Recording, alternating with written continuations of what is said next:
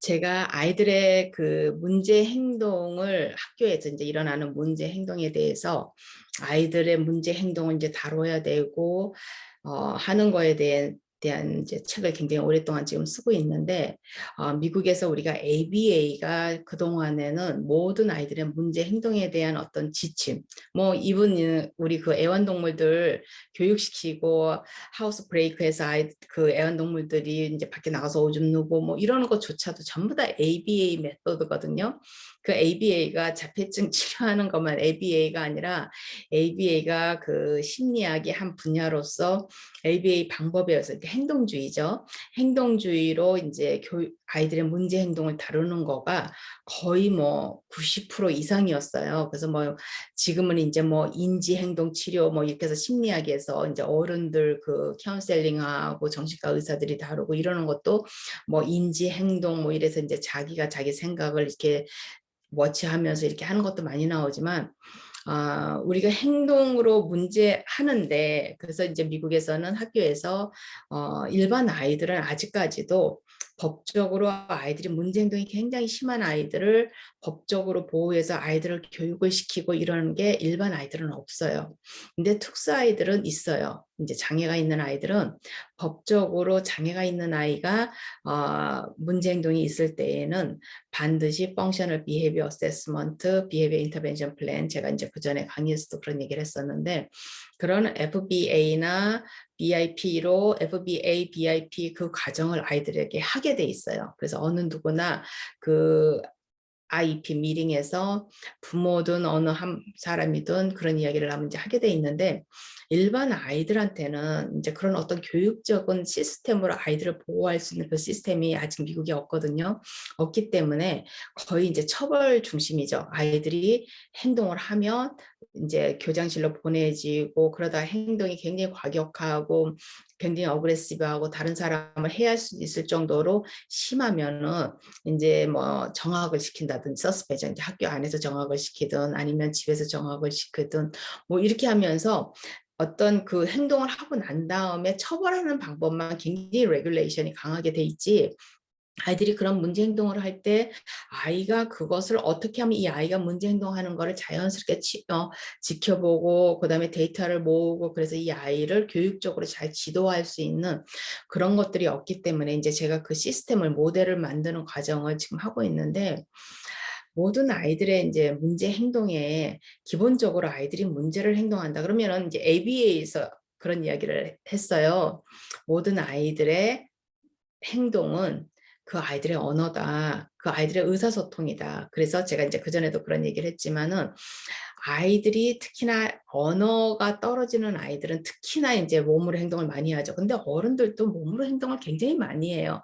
우리가 기분이 나쁘면은 인상 쓰잖아요. 그리고 상대방이 막 기분 좋게 이야기하다가 친구가 뭔 얘기를 했는데 내 마음에 딱 꽂히는 얘기를 하면 나도 모르는 사이에 이렇게 안 그러려 그래도 얼굴에 이제 인상이 이렇게 굳어지고 이렇게 된단 말이에요. 그래서 이 행동은 참 이제 어려워요. 근데 어려운데 저는 이제 학생들을 이제 예비 교사들이죠. 예비 교사들을 15시간 동안 이제 학교에 내보내서 한 아이, 그 학교 담임 선생님이 제가 제일 나에게 힘들게 한다, 제일 문제 행동이 심하다 하는 아이를 15시간 동안 이제 그 아이를 지켜보면서 이제 데이터 컬렉션을 시켜요. 그 아이의 이제 행동에 대해서 전부 다 적어가지고 컬렉션을 시키는데, 그 데이터 컬렉션에 보통은 이제 어떻게 하냐면 그 데이터 컬렉션을 데이터를 보면서 이제 FBA에서 펑셔널 비헤비어 어세스먼트에서 그 문제 행동을 보면서 이 아이가 저 행동을 통해서 무엇을 전달하고 싶어 하는가를 찾는 게 목적이에요.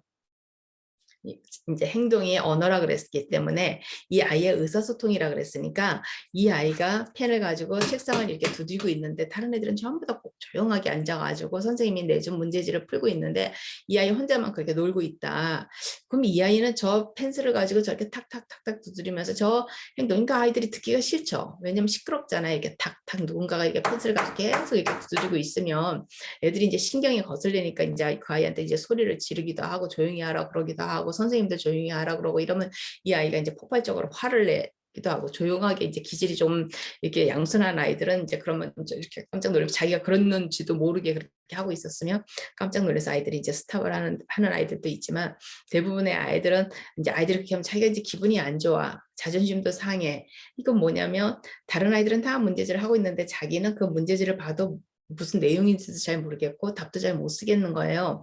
그럼 자존심도 좀 상하죠. 상하고 이제 다른 아이들 다 바쁘게 있는데 자기 혼자, 제가 이제 자기 혼자 교실 안에서 자기 섬에 갇혀 있는 아이 같이 그렇게 한다 그러는데, 이 아이가 이제 느끼는 게 이제 그런 거예요. 다른 아이들은 다 바쁜데 자기 혼자만 바보 같은 느낌이 들고 이제 그런 생각이 들어요. 그러면은 이제 자존심도 상하고, 그러니까 이제 그러고 있다 이제 듣고 이제 안 좋은 기분에 이렇게 탁탁탁탁 치고 있다가 누군가가 이제 하나 딱 신경을 건드리면 이제 아이가 폭발적으로 확 대답을 하는데, 뭐 욕을 한다든지 소리를 지른다든지 뭐 너나 잘해 뭐 이런다든지 뭐 이렇게 하면 이제 또 선생님이 이제 거기에 인볼브가 되고 이렇게 하면서 이제 순식간에 이제 교실이 이제 케이오스가 되는데, 많은 사람들이 이제 그렇게 지금 이제 취지가 굉장히 좋잖아요. 아이가 문제 행동을 하면 그 문제 행동을 통해서 아이가 무언가를 그 행동을 통해서 말하려고 하는 의사소통을 하려고 하는 것이 있으니까, 그 의사소통 하는 거를 우리가 어른으로서 선생님이 부모가 잘 이제 관찰을 했다가 그것을 아이가 원하는 거를, 그 의사소통하는 거를 그렇게 펜슬을 두드리거나 아니면 노래를 부르거나 혼자서 아니면 잠을 자거나 이런 방식이 아닌 그냥 언어로, 왜냐 말을 할 줄 아는 아이니까 언어로 어떻게 자기가 원하는 거를 이렇게 표현하는 이제 그런 훈련을 시킨다 이래요. 그렇게 하면서 하는데 이제 취지는 굉장히 좋은데, 결국에는 이제 FBA를 하고 난 다음에 이제 그 행동 치료를 할 때, 행동을 이제 치료라는 표현을 쓰면 안 좋고 이제 그 행동 수정을 할 때 이제 결국에는 이제 행동에만 포커스를 하게 돼요. 결국에는. 그러면 애들이 이제 저희 학생들도 가서 15시간 동안 관찰을 하고 그 데이터를 가지고 와서 이제 분석을 해서 이 아이가 보여주는 이 행동을 어떻게 이제 행동을 고칠 것인가를 이제 그 계획을 쭉 쓰거든요. 쓰는데 굉장히 많은 친구들이 제가 이제 그렇게 교육을 시켜도 수업을 하고 그렇게 하면서 무엇을 봐야 되고 그 아이가 행동을 하면 무엇을 봐야 되고 이런 거를 얘기를 해도 결국에는 모든 친구들이 거의 다 행동에만 집착을 하게 돼요. 어떻게 하면 이 아이가 이게 혼자서 노래 부르는 아이를 노래를 안 하게 하고 공부를 하게, 이렇게 문제지를 하게 할 수 있을까? 펜슬을 태핑을 하는 아이를 어떻게 하면 그거를 중지하고 아이가 이제 학습을 하게 할 수 있을까? 전부 다 그렇게 되지, 그 외에 이 아이가 왜 그런 행동을 하는지에 대한 거는 그렇게 데이터를 컬렉트를 할 때까지만 해도 그런 생각을 가지고 있지만, 막상 이제 데이터를 다 컬렉트해서 문제 행동을 어떻게 우리가 이거를 바른 방법으로 바꿀 것인가 할 때에는 이제 다들 그거가 없어지죠. 근데 이제 제가 그걸 얘기를 할 때 우리가 가장 그 문제 행동을 왜 이 아이가 이렇게 행동하는가를 보려면, 이제 우리가 왜 뭐 이렇게 TV에서도 아이들 이렇게 행동 이렇게 보고서는 뭐 이렇게 하는 게 나오잖아요. 그것처럼 모든 아이들이 내 행동에 문제가 있는 모든 아이들, 그러니까 어른이 봤을 때 아이가 일반 아이들 같이 행동을 안 하고 아이가 뭔가가 문제가 있을 때에는 이제 뭐부터 제가 이제 보라 그러냐면 아이의 성격부터 봐야 되는 거예요. 그리고 이제 부모님도 봐야 돼.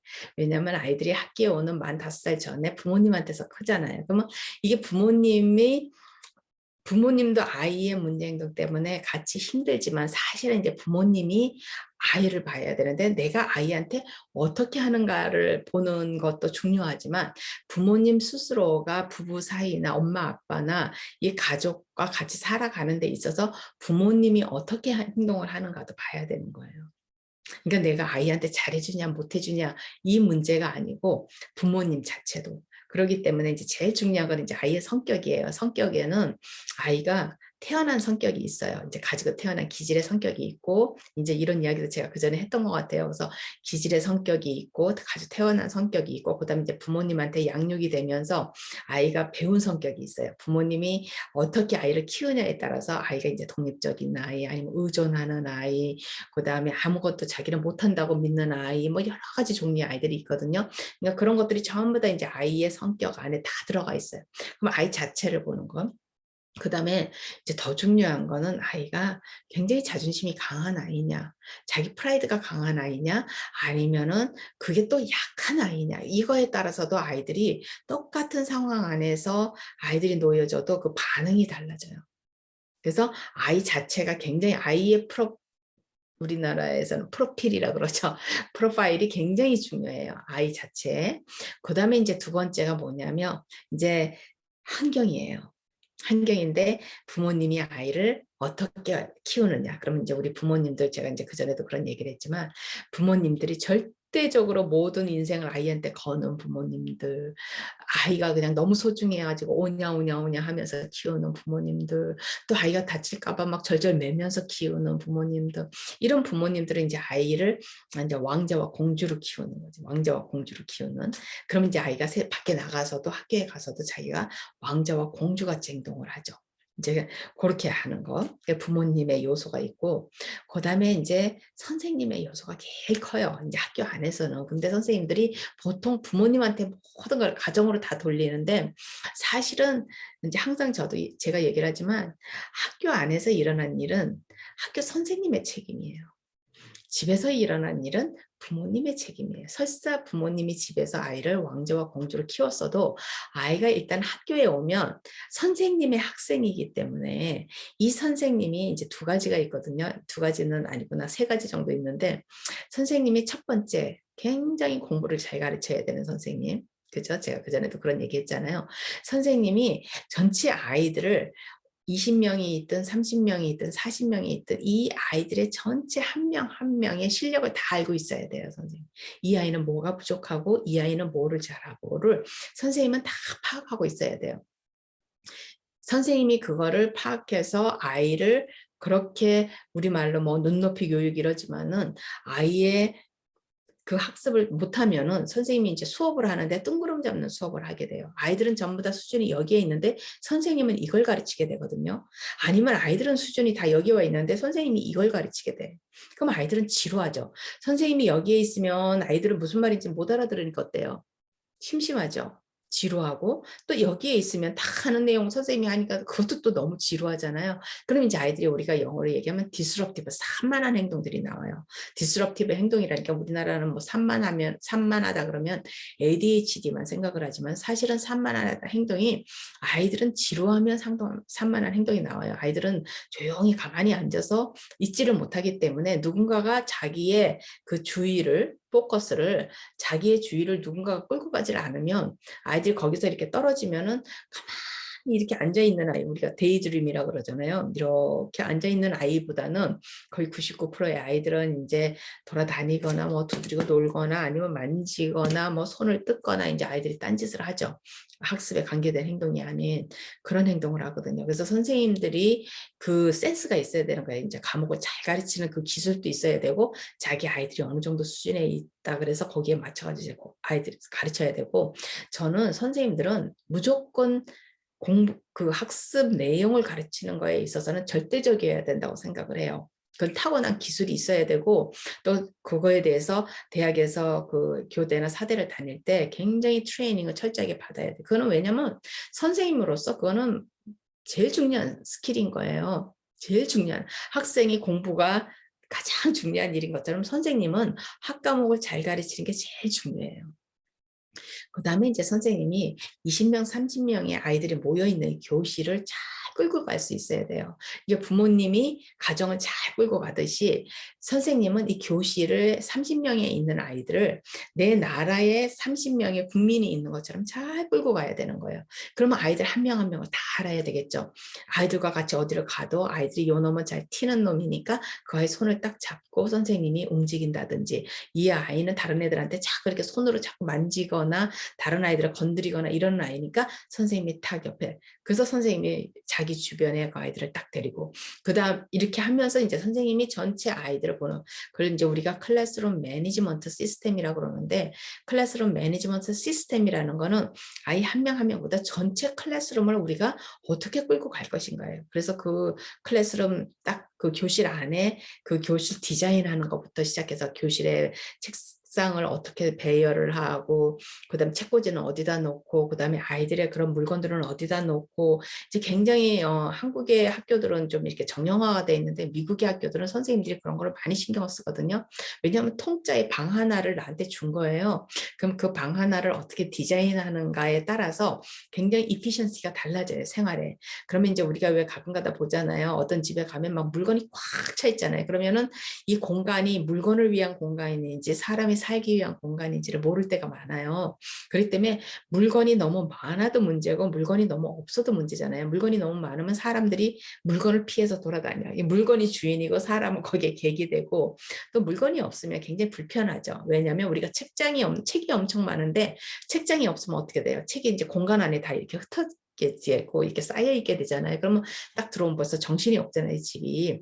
그런 것처럼 교실 안도 똑같아요. 교실 안도 선생님이 어떻게 이 교실을 배열을 해서, 많은 선생님들이 이제 책장 같은 것도 높은 책장을 쓰는 선생님은 조금 센스가 약한 선생님, 이렇게 선생님이 3단짜리 책상을 써서 그걸 가지고 이제 교실을 구분을 해서 여기는 무슨 에어리야, 여기는 이제 뭐 이렇게 아이들이 일찍 좀 하고 끝나고 이런 아이들이 와서 거기서 이제 뭐 이게 동화책 같은 거 이런 거를 귀로 이제 들을 수 있는 그런 뭐 리스닝 센터가 있다든지, 아니면 책 같은 걸 많아서 이렇게 작은 라이브러리 같이 리딩 센터가 있는다든지, 또 저쪽에는 뭐 아이들이 그림도 그리고 좀 할 수 있는 그런 어떤 그런 크래프트 센터가 있다든지, 이렇게 해서 선생님들이 이제 그걸 나눠가지고 그런 책꽂이를 이용해서 잘 지혜롭게. 그리고 이제 미국의 교실에 가면은 초등학교 특히나 저학년 아이들 교실을 가면 선생님들이 가끔가다 자기네가 집에서 쓰던 소파를 가져와서 교실에 이렇게 논 선생님들이 있어요. 그래서 아이들한테 이제 어떤 집같이 그렇게 코지함을 주겠다고 그렇게 하는 선생님들이 있는데, 사실 좁은 교실 안에서 애들이 살고 있는 것도 한데 저는 이제 그거에 대해서 그렇게 아주 좋게 보지는 않아요. 왜냐하면 그 소파를 이제 보통 선생님들이 이제 라이브러리라 그래서 자기 그 아이들이 책을 모아놓고 코너에 이제 그 소파를 갖다 놓고 있거든요. 그래서 이제 가끔 가다가 아이들이 집에서 이제 일이 있어가지고 기분 나빠서 이제 온 아이들, 그럼 기분이 상해가지고 아이가 하루를 갔다가 이렇게 잘 따라가지를 못하고 이제 투덜투덜하고, 이제 그런 아이들이 소파에서 쉬게도 하고 선생님이, 그다음에 아이들이 이제 뭐 3, 4, 5 모여가지고 소파에서 읽기도 하는데, 사실 그 소파에는 맥주만 만져봤자 3명, 4명밖에 못 앉잖아요. 그리고 앉으면 아이들이 장난치고 막 이러잖아요. 근데 자리에 차지하는 거에 비해서 오히려 효과가 굉장히 적어요. 그래서 그렇게 하지 않는데, 미국에는 이제 아무튼 그 초등학교 뭐 킨더가든이라든지 1학년, 2학년 교실을 가면 이제 가까운 선생님들이 그렇게 이제 소파를 놓고 있는 선생님들도 있어요. 그래서 이제 교실을 그렇게 잘 하는 것부터 시작해서 그다음에 교실 안에서 이제 룰이 있죠. 이제 중요한 룰이거든요. 모든 교실에는 반드시 선생님의 룰이 있어야 돼요. 그래서 뭐 처음에 이제 오면 어떻게 하든지 아이가 뭐 선생님이 수업을 하고 있는데 자기가 질문이 있다거나 아니면 뭐가 있으면 선생님이 손을 딱 들어가지고 딱 손이 들면 선생님이 너 그러면 이제 그때야 말할 수 있다. 절대로 누군가가 이야기를 할 때 허락 없이 말하지 않기, 뭐 이런 식으로 이제 교실 룰들을 두거든요. 그러면 보통 이제 그 룰들을 한 5개 정도 이렇게 두게 해서 그렇게 하는데, 거기에 있고 또 이제 하루의 스케줄이 있죠. 이렇게 프로시저가 있어가서 이제 우리가 과학반에 갈 때, 컴퓨터실을 갈 때, 체육이 있어서 갈 때 아이들이 어떤 순서로 어떻게 움직이는가. 런치를 갈 때는 그 다음에 뭐부터 하고 그 다음에 뭐 하고 해서 쭉 이제 이게 첫 번째 시간에는 뭐 하고 이렇게 시간표가 아니라 다른 곳으로 이동을 할 때 규칙. 그러면 줄은 어떻게 쓰고, 그다음에 그 복도에서는 어떻게 우리가 걸어가고, 그다음에 거기 가서는 어떤 매너를 지켜야 되고, 이제 그런 프로시저들이 있어요. 그런 프로시저들이 있고, 그다음에 이제 가장 중요한 게 이제 교실 전체에서 아이들이 잘할 때, 잘못할 때, 잘하는 아이는 어떻게 우리가 보상을 해주고, 잘못한 아이는 우리가 어떻게 거기에 대해서 처리를 할 것인가에 대한 그게 기준이 굉장히 정확해야 돼요. 그래야지 거기가 이제 공정한 사회가 돼요. 이 교실 안도. 그래서 선생님들이 그런 것들을 쫙 이제 저도 어사이먼트로 그걸 주거든요. 그러면 그거를 쫙 짜서 자기가 아침부터 아이들이 하교할 때까지 그 교실 안을 어떻게 운영할 것인가가 선생님들이 분명하게 있어야 돼요. 그 다음에 이제 세 번째가 선생님들이 아이 한 명 한 명을 교실 안에서 다니면서 이제 선생님들이 특히나 미국에는 선생님의 책상을 이렇게 이제 미국에는 선생님이 교실에 있고 학생들이 이동해서 다닌다 그랬잖아요. 초등학교는 한국이랑 똑같이 아이들이 전부 다 이렇게 모여서 5학년까지 같이 사는데 이제 중학교부터는 아이들이 움직이고 다니는 데가 많아요. 그럼 선생님이 자기 교실에서 선생님을 기다리고 이제 아이들이 와서 대학처럼 와서 이제 대학에 교수도 오고 학생들도 오지만 이제 중학교나 고등학교는 선생님이 자기 책상에 있어요. 그래서 책상을 가운데다 두고 이제 아이들이 쭉 앉아 있으면 선생님이 아이들한테 문제집을 주고 난 다음에 자기 책상에 가서 앉아 있는 선생님들이 많아요. 왜냐면 선생님이 바쁘니까 이제 거기서 아이들 점수도 매기고 뭐 또 급한 일 처리도 하고 이렇게 하는데 이제 그거에 대해서 제가 절대적으로 그걸 이제 못하게 하거든요. 왜냐하면 선생님이 이제 제가 그런 이야기까지 해요. 워킹 티처 이렇게 걸어다니는 선생님은 아이들은 앉아 있어요. 조용히. 그래서 애들이 온 태스크를 하는데 선생님이 앉아 있는 시팅 티처들은 워킹 학생들이에요. 워킹 스튜던트예요. 그래서 다시 워킹 티처는 working, work 한다 그러잖아요. working children인데, 그러니까 선생님이 걸어 다니면 아이들은 work를 해요. 근데 선생님이 앉아서 뭐 딴 일을 하든지 자기가 쉬든지 뭐를 하면서 sitting teacher는 working, 애들이 걸어 다녀. 교실 안이 소란스럽게 아이들이 이제 걸어 다니고. 왜냐면 선생님이 딴 일을 하고 선생님이 주의가 이제 딴 데가 있으니까 아이들이 그다음부터 왜냐면 자기네가 모르는 게 있거나 이러면은 선생님이 걸어 다니면 아이가 가만히 앉아 있지만은 그러면 이제 선생님이 애가 안 하고 가만히 앉아있으면 선생님이 눈에 띄잖아요. 그러면 선생님이 가서 이제 아이를 뭐가 문제인가, 뭘 몰라. 그러면서 선생님이 이제 한번 해봐. 이러면서 아이가 하면 선생님이 이제 옆에서 이렇게 가르쳐 주죠. 개인 지도하듯이. 그렇게 하면서 아이들 한 명 한 명은 선생님이 항상 그래서 아이들이 교실 안에 있는 동안에 선생님은 절대로 자리에 앉지를 말라 그래요. 그럼 이제 한국의 선생님들은 많이 걸어 다니기는 해요. 많이 걸어다니 특히나 이제 중고등학교 선생님들도 아이들한테 이제 워크시트를 그 문제지를 주고 난 다음에 선생님들이 많이 걸어다니는데 보통의 선생님들이 걸어다니면서 아이들이 잘하나 못하냐를 보는 선생님은 그렇게 많지 않죠. 걸어다니면서 선생님들도 밖도 쳐다보고 그냥 걸어다니세요. 근데 선생님이 걸어다니시면서 애들 한 명 한 명이 하고 있는 것들을 이제 제가 선생할 때는 저 같은 경우는 이제 빨간 펜을 들고 파란 펜을 들고 아이들을 다니면서 전부 다 저는 그 자리에서 전부 다 채점을 했어요. 아이들이 뭐 한 문제 풀면은 한 문제 이렇게 다 보고 제가 채점해주고 틀렸으면 이렇게 해주고 아이가 이제 잠깐 하는 거 이렇게 보고 있다가 아이가 제대로 했으면 이제 세모로 이렇게 해주고 이렇게 하는 거 봐서 아이가 이렇게 잘 못하면은 그 자리에서 제가 잠깐 설명해주고 그러면 이제 아이가 제대로 하면 그거 하고 이제 그다음 거 해보라 그래서 제가 이렇게 지켜보고 있다가 아이가 제대로 하면 이제 동그라미 다시 한번 해주고 이제 계속 하라 그러고 이렇게 움직이고 다녀요. 그렇게 하면 아이들이 그렇게 산만한 행동을 하는 아이들이 그렇게 많지를 않아요. 왜? 선생님이 계속 걸어다니면서 자기네를 보고 있잖아요. 그리고 자기네를 그냥 보기만 하는 게 아니라 선생님이 자기네가 모르는 게 있으면 가르쳐도 줘요. 그럼 아이들이 하다가 조금 잘 모르겠으면 이렇게 손도 들어요. 그럼 선생님이 걔한테 가서 다시 이렇게 설명을 해주고 이렇게 한단 말이에요. 그렇기 때문에 선생님이 그렇게 바지런하고 항상 모든 촉각과 이 시각이 아이들한테 청각과 시각이 아이들한테 있는 반들은 그렇게 산만하지 않아요. 애들이 문제 행동이들이 많지를 않아요. 근데 이제 선생님이 자기 일이 많고 특히 한국 선생님들은 뭐가 많아요? 잡무가 많잖아요. 그 선생님이 해서 선생님들한테 시키면 안 되는 일들을 그 행정적인 것들을 선생님들이 많이 하잖아요. 미국 선생님들은 그런 건 없어요. 전적으로 하는 게 아이들 채점 매기고 뭐 시험 문제 내고 퀴즈 문제 내고 그래도 이제 미국 선생님들도 죽겠다 그래요. 너무 일이 많아서. 그러는데 한국 선생님들에 비하면 사실 미국 선생님들은 아무것도 아니죠. 왜냐하면 다 자기 가르치는 거에 대한 일이기 때문에 그렇기 때문에 선생님들이 이제 근데 이제 뭐 선생님이 대학원을 다닌다든지 이렇게 되면 이제 학 과목 막 과제 같은 걸 학교에 가져와서 그래서 제가 아예 학교 올 때 그런 것 자체를 가져오지 말라 그래요. 왜? 그걸 가져온다는 거는 자기가 아이들을 가르치는 걸 대가로 월급을 받는 건데 자기가 월급을 받는 건 뭐예요? 이건 자기 시간이 아니야. 아이들의 시간이지. 학생의 시간이지. 선생님들한테 주는 월급은 학생한테 시간을 쓰라고 가르치라고 선생님의 일을 하라고 주는 시간이기 때문에 절대로 그 시간을 훔치지 말라 그러거든요. 이게 이제 미국 선생님들한테 더 이제 해당되는 이야기잖아요.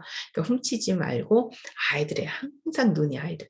그러니까 그런 걸 봐야 되는 거예요. 아이들이 이제 문제 행동을 데이터 컬렉션을 하면 그래서 저는 교실 전체를 보고 아이들이 이제 그 교실을 평가하면서 자기가 그 교실 행정을 어떻게 할 것인가에 대해서 룰도 만들고 교실 디자인도 하고 프로시저도 만들고 그렇게 그걸 전부 다 이제 학생들이 만들어서 내요. 자기 미래 교실에 대해서. 근데 현재 교실을 보면서 그 미래 교실에 무엇을 어떻게 할 것인가를 이제 미리 이제 읽고 제가 이제 만들어 놓은 걸 읽고 강의를 듣고 이렇게 했잖아요. 그러니까 알잖아요. 그러면 이제 가서 그 교실을 보면서 전반적으로 이제 교실을 구석구석을 아이들이 무엇을 아이들이라고 하면 안 되죠. 이 예비 교사들이 무엇을 자기가 봐야 되는 걸 알고 그래서 이 교실은 이렇게 디자인이 되는데 자기는 이렇게 디자인을 하겠다. 그러면서 그 이유를 이제 이야기를 하고 이 교실에는 이렇게 룰이 있는데 그 룰이 어느 거는 별로 효과가 없는 것 같아서 나는 룰을 이렇게 하겠다. 이렇게 해서 이제 아이들이 이렇게 그렇게 내거든요. 학생들이. 그러니까 그게 잘 돼 있으면 그런 반은 아이들의 문제 아이들이 많이 적어요. 적기 때문에 이런 것들이 뭐냐면 이제 기본적으로 다시 아이 자체의 문제, 그다음에 그 교실의 선생님들이 어떻게 하는가, 그다음 부모가 어떻게 하는가. 그다음에 이제 가장 중요한 게 뭐냐면 아이들에게 디서빌리티나 아니면 아이들이 약한 면이 있는가예요. 학과목을 배우는 데 있어서 아이들이 이제 일단은 주의가 산만하면 어때요? 아이들이 잘 못 배우잖아요. 이게 인지 능력이에요. 그런 것들이 주의도 인지 능력이고 그다음에 이제 아이들이 이렇게 보는 거 시각적으로 많은 이거는 이제 제가 그 전에도 강의를 해놓은 게 몇 개 있지만은 아이들이 이 인지 눈이 사물을 볼 때 정확하게 봐야 돼요. 정확하게 지각을 해야 돼요. 그러니까 눈으로 내가 아무리 시력이 좋아도 내가 이 펜 하나를 딱 보는데 내가 정확하게 이거를 지각하지 못하면은 이거를 그림을 그릴 수가 없잖아요. 그죠? 그림을 그릴 수가 없고 정확하게 이게 뭔지를 말하기가 힘들어요. 근데 생각보다 많은 아이들이 특히나 공부가 떨어지는 아이들이 그 인지 지각, 시지각이 약한 아이들이 많아요. 장애수준, 뭐 자폐증은 이루 말할 것도 없고요. 그 다음에 지적장애 아이들도 굉장히 많아요. 그래서 이제 제가 비주얼 어텐션이라고 그러는데 그런 것들을 아이들이 정확하게 보는가를 이제 선생님이 체크를 해야 돼요. 문제 행동이 있는 아이들은. 왜냐하면 아이들이 공부를 못하면 문제 행동이 당연히 있어요. 왜 학교는 공부를 하는 곳이고 배우는 곳인데 그 배우는 곳에 가서 배우지를 못하면 아이들이 그 지루한 그 7시간, 6시간을 어떻게 견뎌요? 그럼 아이들은 이제 자기가 그냥 지루하니까 하는 행동들이지 이 아이가 꼭 뭐 교실에 선생님들을 힘들게 해야지 막 이래서 하는 행동들이 아니거든요. 근데 이제 선생님이 거기에 대해서 아이들을 이해하기보다는 아이들한테 반응이 선생님도 바쁘니까 바쁘고 막 정신없는데 어느 아이가 막 그러고 있으면 좀 짜증도 나고 이러잖아요. 그러면 말이 예쁘게 안 나가죠. 아이한테. 친절하게 안 나가잖아요. 그러면 이제 그 말에 아이가 기분이 나쁘고 이러다 보면 이제 아이가 막 반항도 하고 선생님한테 대들기도 하고 욕도 하고 그리고 이제 선생님을 존경하지 않고 선생님을 존경하지 않는 게 막 선생님을 우러러본다는 의미가 아니라 선생님이 어른인데 어른 같지 않은 선생님으로 보는 거예요, 아이들이. 그러면 이런 것들을 자기네 반을 잘 운영하지 못하는 선생님은 아이들 눈에 그 선생님이 너무 우스워 보이는 거예요. 그냥 애들이 함부로 해요, 그 선생님한테. 근데 이제 선생님은 당신 모습은 잘 못 보죠. 어른은 다 그래요. 부모도 자기는 모습을 못 보는데 아이들의 행동만 보기 때문에 계속 너 왜 그렇게 말버릇이 나빠? 뭐 너 왜 그렇게 못되게 행동해? 너 왜 어른한테 그렇게 함부로 해? 그게 뭐야 버르장머리 없이 막 이렇게 얘기를 하는데 사실은 그런 모든 아이들의 행동은 다 어른을 어떤 어른을 만나느냐에 따라서 애들이 행동이 달라져요. 그러면 그 어른하고 조금만 생활을 해보면 아이들의 행동이 바뀌어요. 그렇기 때문에 많은 것들이 이제 그 교실 안에서 선생님이 가르쳐주고 이러는 것들 아이가 못 따라가면 당연히 지루하죠. 지루하면 어떻게 해요? 아이들 그 지루한 시간을 자기가 그냥 something else를 하는 거야. 다른 걸 하는데 이제 그게 뭐예요? 남을 귀찮게 하고 남을 마다하고 시끄럽게 하고 괴롭게 하고 이제 이런 것들이죠. 아이 자신이 자기가 의도를 일부러 나는 오늘 이 교실을 엉망으로 만들어야지 이렇게 하고 시작하는 아이는 거의 없어요. 그냥 한 건데 내가 뭘 했다고 막 이렇게 이제 아이는 나오는 거 왜? 정말로 아이는 순수하게 자기가 의도적으로 한 행동이 아니거든요. 그럼 아이들이 "야 그거 두드리면 시끄럽잖아." 그럼 "너는 뭐." 막 이렇게 나오는 거예요. 왜? 인제 자기 자존심을 건드리니까. 그러다 보니까 인제 아이들이 행동이 그렇게 나오거든요. 그래서 그런 자기 아이의 자기 모습, 그다음에 어른들에 의해서 이어지는 이 환경에 대한 조건들, 그다음에 아이 자신이 어떤 인지적으로, 인지는 아이들의 배움하고 100% 연결돼 있거든요. 그래서 공부를 못하는 아이는 괜히 못하지 않아요. 분명히 뭔가가 있어요. 아이들이 공부를 못할 수밖에 없는 그 원인이 있어. 아이 잘못이 아니고요. 원인이 있어요. 그거를 어른이 일찍 못 본 거예요. 어른이 일찍 봤으면 아이의 그 부분들을, 인지의 부족한 부분들을 치료를 했겠죠. 그죠? 그거를 고쳤겠죠.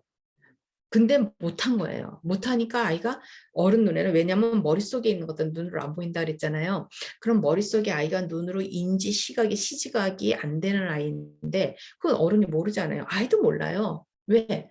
아이는 한 번도 시지각이 좋아 본 적이 없기 때문에 시지각이 자기가 있는 대로 그냥 그거인 거예요. 제가 안경을 벗으면 흐릿하게 보이면 평생에 안경을 안 썼으면 저는 그 흐릿한 세상이 그냥 다 기본적으로 온 세상이 다 흐릿하다고 생각했겠죠.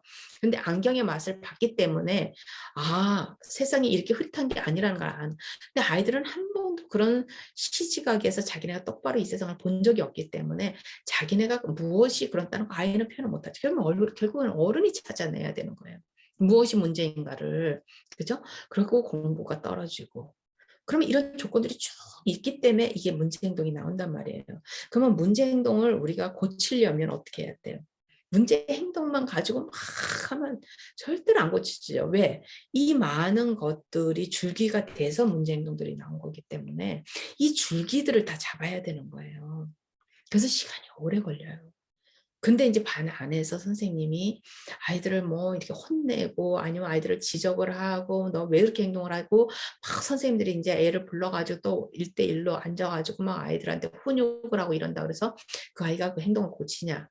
못 고치는 경우가 많아요.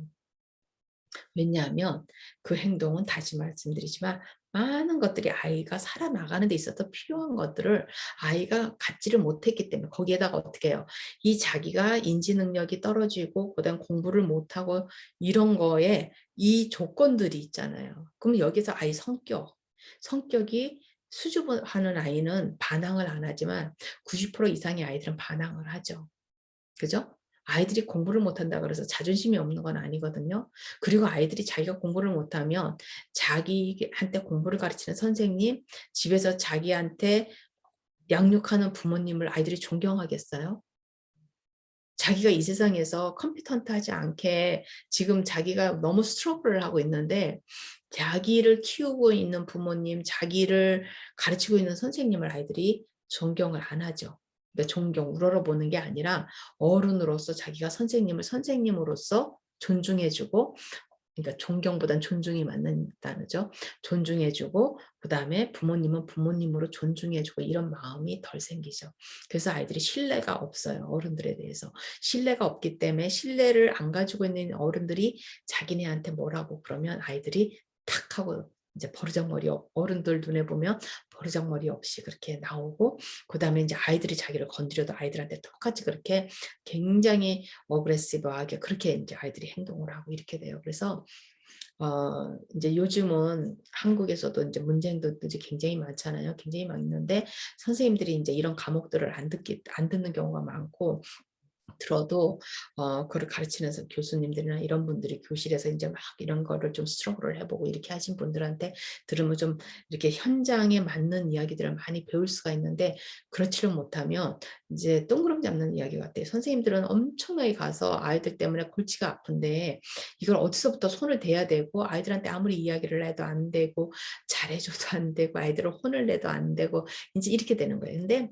가장 중요한 문제 행동을 다루는 방법은 아이들이, 학생이 컴피턴트한 학생이 되게 만들어 주는 거예요. 교실 안에서 아이가 자기가 해야 될 바를 할 수 있는 아이로 만들어 주는 게 가장 좋아요. 그럼 아이는 지적, 모든 아이들한테는 지적 호기심이 있거든요. 지적 호기심이 있어요. 갓난쟁이부터 다 지적 호기심 때문에 이제 배우잖아요. 신기하잖아. 막 애들이 다 자기한테 관심 있는 것들은 아이들이 얼마나 열심히 해요. 그러니까 지적 호기심이 있다. 그 지적 호기심을 선생님이 자극을 해서 아이들 나이금 재밌게 해줘야 돼요. 그러면 지적 호기심이 어떻게 돼요? 그 다음 지적 호기심을 부르고 그 다음 지적 호기심을 부르고 이래서 조금씩 조금씩 더 재밌어지는 거예요. 그래서 굉장히 중요하죠. 이런 굉장히 먹이사슬 같이 많죠. 굉장히 사슬이 있기 때문에. 근데 이제 선생님들이 가정의 부모님이 잘못 키워서 버르장머리 없이 키워서 아이의 부모님이나 가정만 탓을 하고 있으면 선생님들은 답이 없어요. 그러면 그 선생님은 그 아이들을 데리고 평생에 그냥 괴로워하면서 '내가 언제 그만두나. 아이고 언제 정년이냐.'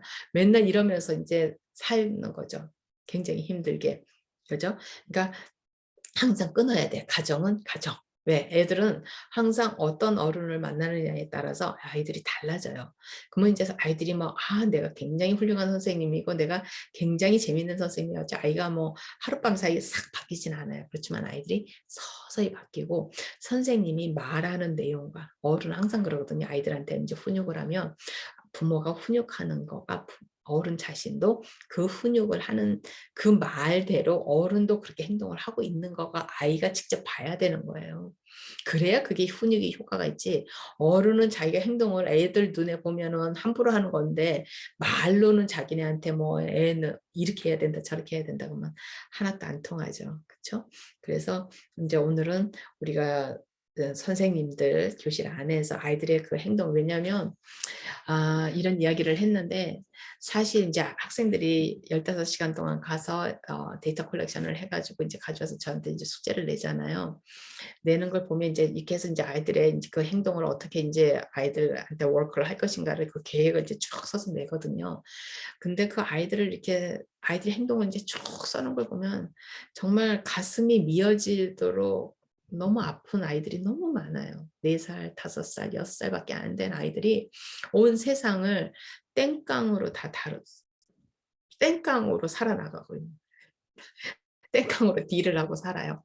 온 세상을 다루는데 소리 지르고 울고 자해를 하고 이 분노가 그러면 4 살짜리, 5 살짜리, 6 살짜리 인제 4 년, 5 년, 6 년밖에 안 사는 아이들이 이 안에 그 분노가 아이들이 막 철철 넘치는 거예요. 그럼 이 어린 아이들이 도대체 왜 이렇게 분노가 넘친가? 그러면은 우리가 인제 정서장애라 그러지만은 이 아이들이 그 정서 장애가 정말로 태어날 때부터 있는 것인가? 저는 아니라고 생각하거든요.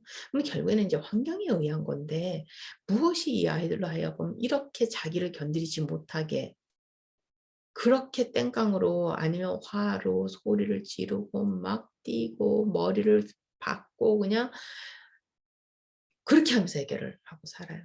그래서 막 어떨 때는 막 1 시간, 2 시간씩 막 인제 아이들이 그러거든요. 근데 아이가 장애가 있냐면 장애가 없어. 장애가 없는데 아이가 그렇게 행동을 하니까 당연히 공부도 떨어지고 성적도 떨어지고 이러니까 어떻게 그 아이를 인제 장애 검사를 해서 아무 장애가 없는 아이를 뭐 정서장애 이렇게 해 가지고 아이를 하여금 특수반에다가 이렇게 보내요. 그럼 아이는 더 떨어지죠. 그러면 인제 아이가 멀쩡하게 태어난 아이가 장애 아이가 되어서 이제 세상을 평생에 그럼 아이들이 킨더가든에서 12학년이 아이들이 키우는 기간이잖아요. 발달하는 그 기간 동안에 그렇게 빨간 딱지같이 그렇게 아이들이 어 그렇게 돼 버리면 정말 장애가 없고 인지적으로 지적으로 아이들이 인제 있는 아이들인데 모든 생각을 하고 하는 아이들인데 자기네가 장애가 되어 가지고 선생님들이 자기네를 이렇게 다루는 방법, 어떻게 교실에서 어떻게 하는 거 불이익을 당하고 이런 것들을 아이들이 다 보잖아요. 다 보고 다 겪고. 그러면 이제 세상에 대한 신뢰도 없어지고 그러면서 행동은 더 힘들어지고 그러다 보면 이제 10 대가 되어 가서 10 대가 되면 이제 자기네들이 아이들이 파워를 느껴요. 부모님보다 이제 몸도 키도 커지고 막 이렇게 하면 그러면 이제 결국에는 이제 부모님과도 싸우고 집을 나가고 인제 아이들이 이렇게 되거든요. 그래서 굉장히 가슴이 아픈 일이에요. 근데 아무튼 제가 아무래도 인제 이런 걸 가지고 선생님들을 트레이닝을 많이 하다 보니까 이제 이런 내용으로 강의를 많이 하게 되는데 어 하여튼 아이들의 문제 행동을 볼 때는 이러이러한 것들을 다 봐야 된다는 거 말씀드리고, 부모님들도 이제 힘든 아이들이 굉장히 힘들고 이렇게 되면은 부모님들도 똑같이 데이터 컬렉션을 해야 돼요. 아이들을 이렇게 지켜보면서 애들의 행동을 잘 적어보세요, 아이들이.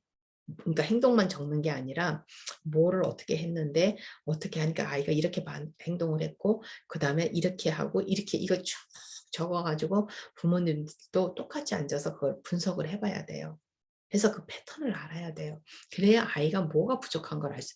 절대로 문제 행동을 가지고 이 행동을 어떻게 고칠 것인가를 하면 안 돼요. 그렇게 하면 그거는 무서운 부모님 밑에서는 아이들이 그 행동을 안 하지만 밖에 나와서 다른 아이들한테 그 행동을 한다든지 다른 어른들한테 그 행동을 해요. 애들이 행동이 없어진 게 아니고 아이들은 그걸 가지고 있다 참는 거예요, 그냥. 오히려 더 분노가 쌓이죠, 참으면은. 그래서 부모님들도 집에서 그렇게 데이터 컬렉션을 아이의 쭉 보면서, 학교 선생님들도 마찬가지예요. 어떨 때 아이가 무슨 행동을 하는가, 어떤 시간에 어떻게 행동을 하는가를 이제 제가 보통 이제 선생님들한테 얘기하는 거는 한 20일 동안, 지금 이제 학교는 학기 중에 15시간 이러면은 15시간이 진짜 15시간이거든요. 그러면은 그 시간이 굉장히 짧은 거예요. 실질적으로 미국에서는 그런 걸 하면은 보통 2주에서 이제 막 한 달까지도 하거든요. 왜냐면 막 부모님 인터뷰도 하고 막 이렇게 하기 때문에. 그러니까 그렇게 이제 쭉 데이터를 한번 부모님들이나 선생님들이 아이들을 놓고서는, 정말 힘든 아이들을 행동만 가지고 자꾸 아이들한테 얘기하지 말고 한번 쭉 보면은 이제 알 수가 있어요. 그러면 선생님이 아이하고 이야기를 해도 아이가 뭐가 부족하고 뭐가 힘들고 뭐가 아이들을 이렇게 하고 뭐가 아이들을 공부를 못하게 하고, 그러면 이제 필요하면은 아이들 테스트도 해봐야 되고. 그 테스트하는 것도 어렵지 않아요. 아이들이 뭐 주의 집중, 뭐 그다음에 제가 말씀드린 뭐 시지각 이런 거 테스트하는 게 그렇게 어렵지 않거든요. 그래서 그런 것들을 꼭 그렇게 무슨 막 전문 기관에 안 맡겨도 충분히 아이들한테 물건을 가지고도 테스트할 수 있고 테스트를 할 수가 있어요. 그렇게 해서 아이들이 뭐가 힘든 것인가를 알아야 하고, 행동은 제일 마지막이에요. 이 힘든 것들이 다 해서 아이가 서서히 해서 아이가 안정을 찾으면 아이들은 그다음에 인제 요거 다 끝내고 인제 행동을 수정을 해야 되는데, 수정할 행동이 별로 없어요, 이게 다 해결이 되고 나면은. 그래서 실제적으로 많이 그래요. 그런데 인제 이거를 다 무시하고 행동만 보기 때문에 미국에서도 거의 대부분이 90% 이상이 이제 실패를 하죠. 실패를 하고 아이의 행동은 계속 이제 이어져서 나중에 가면은 이제 뭐 퇴학도 당하고 여기서도 똑같이 굉장히 힘든 상황이 벌어져요. 그래서 오늘은 여기까지만 할게요.